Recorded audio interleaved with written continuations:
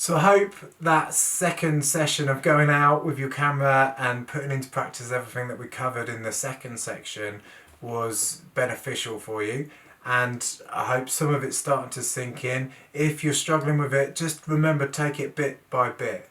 But in the download and on these videos here, you have everything you need to get full control of your camera and take the kind of photographs that you want to take of a scene. Now, as well as knowing, photography isn't just about knowing what you can do with a camera. It's actually knowing what you can't do with a camera. So it's recognizing the limitations of what you can do in a scene. So for example, if we wanted to do a photograph of the misty water streaming through a river, we can't do that in really bright conditions because we wouldn't be able to get the shutter speed slow enough to capture that misty water. And likewise, if we were in dark, dull conditions, we wouldn't be able to freeze the moment and capture a fast moment in time without compromising on the image quality by high ISO. So in dull conditions, we can't use really fast shutter speeds without the ISO shooting right up. So it's about recognizing those limitations and working out where to put the compromise in. And as well as all the technical stuff that we've gone over and all the settings, one of the key things to start taking better photographs is that kind of idea of just stopping from taking a photograph and asking yourself, why do I want to take this photograph? What is it about this scene that I want to get across? And how's the best way of going about it? And now, with all the stuff that we've covered, you have the ability to create some really interesting and exciting images based on whatever it is that you want to photograph. So experiment, don't be afraid to make mistakes, and learn. And the more you fail, the more you learn. I think I've said it a few times already, but it's very true. Now, just going forward, why haven't we gone onto fully manual? Now, fully manual is a mode that I only use in certain circumstances myself, and as a professional, more often than not, I'm actually on shutter priority or aperture priority, so it's very rare that I go on to manual.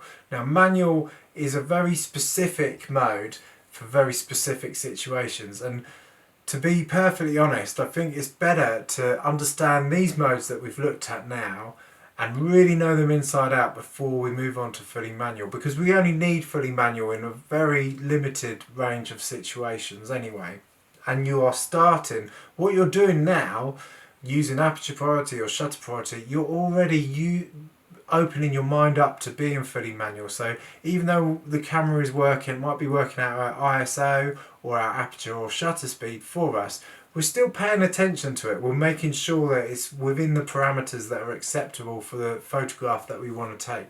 So, and the more you start thinking about that, the more ready you'll be to move on to manual. So this is a great way of moving on to manual. But don't think that you're not on manual, because you are on manual and we're thinking about manual. And this is, we have full control over our camera. So for example, I may be on aperture priority at f16, but if I'm looking through the shutter through my camera and that shutter speed's gone down to a 30th of a second, I know I can't take that picture because I'm going to have camera shake. So I either need to put it on a tripod or I need to change the ISO higher so I can take that picture. So that is effectively what I'd be doing on manual anyway. So we are on manual, but we're just easing ourselves into it, and we're sort of covering ourselves for any mistakes or oversights that we might make. So hopefully that makes a little bit more sense. I will be covering manual in the Get a Grip Plus, but I think get this part of the course nailed and you'll really start flying anyway. You've got full control of your camera, so don't think that you don't have that. Now also remember, with all the buttons and settings that we're playing with, remember to reset them, especially when it comes to exposure compensation. So if you've been playing around with your exposure compensation, go minus, under or over, remember to set that back to 0. If you've been using slow shutter speeds, remember to move that up to a faster shutter speed. So, I have this base setting that I usually, after any shoot, I will reset the camera back to this base setting, and it's usually on shutter priority autofocus continuous or servo, and the shutter speed will be at something like 400, anything from 200 to 500 for a second.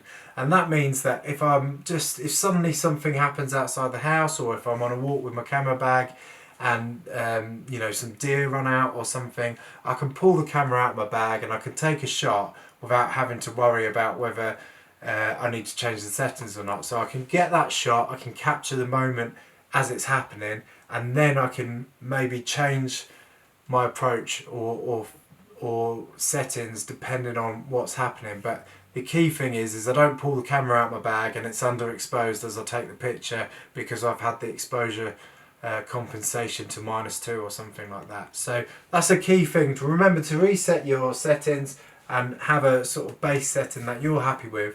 And it's good practice to, whenever you finish shooting, whatever you're doing, whether it's a walk or whatever, is to reset it to that kind of base setting and keep it in your bag, and that way you know your camera's always ready. So I hope you enjoyed that workshop, and I hope it's going to give you a lot to move forward with your photography, and that you really start seeing the benefits of that. And thanks for downloading it, and I hope to see you on either a photo walk event with me in it or on another download in the future.